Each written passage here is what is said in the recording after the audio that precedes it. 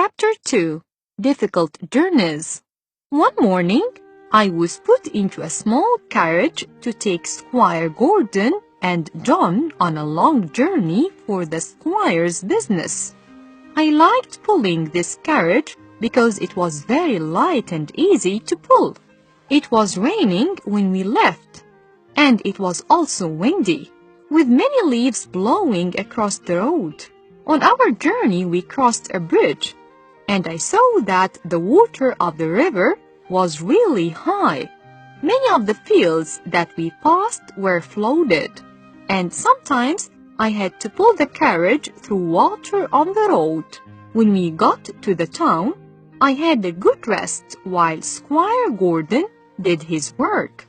We started to go home late in the afternoon, and now there was a real storm.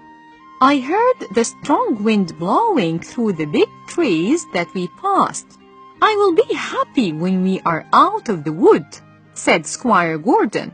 And as soon as he said this, a big tree suddenly fell across the road in front of us with a loud crash. "That was close," said John. "What can we do?" asked Squire Gordon. "We can't go forward," said John.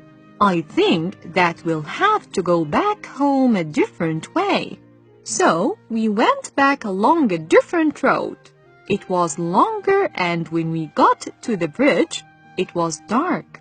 We started crossing the bridge, but I felt that something was wrong, so I stopped. "Come on, Beauty," said Squire Gordon, who tried to make me cross the bridge. "There's something wrong," said John. "What's the matter, Beauty?"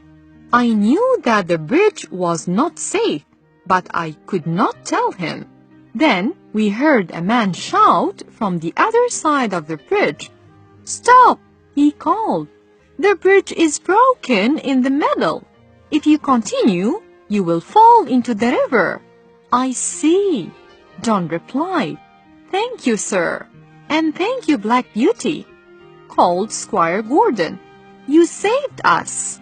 We had to take another road home, but the wind was less strong. At last, we saw the gates of Birtwick Park. I was very pleased to be home and enjoyed my evening food because I was very tired. A few weeks later, Squire Gordon and his wife decided to visit some friends who lived about 60 kilometers from my home. They drove Ginger and me about 35 kilometers on the first day. We stopped often before we reached the town, where we would stay for the night at an inn. Ginger and I were fed and brushed. We were ready to go to sleep when another horse arrived. His young rider smoked a cigarette while his horse was brushed. I don't know how long I slept or what time it was when I woke up. I felt uncomfortable, although I did not know why. I heard Ginger coughing, and I saw that the air was filled with smoke. Then I knew that there was a fire. A man appeared with a lantern and tried to take the horses outside. We could see that he was worried, and this frightened us even more. None of us wanted to leave, although we knew we were in danger. What would happen to us?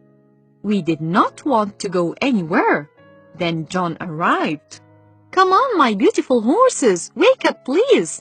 It's time to go."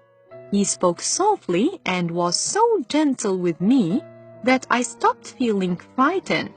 I slowly followed him out of the building and away from the fire. When I saw that I was safe, I called out for the other horses to leave. Ginger later told me that I had saved her. By now, the fire was bigger, and just as John led Ginger away from the fire, the building collapsed. Finally, some firefighters arrived to try to put out the fire. After many hours, the fire was no more.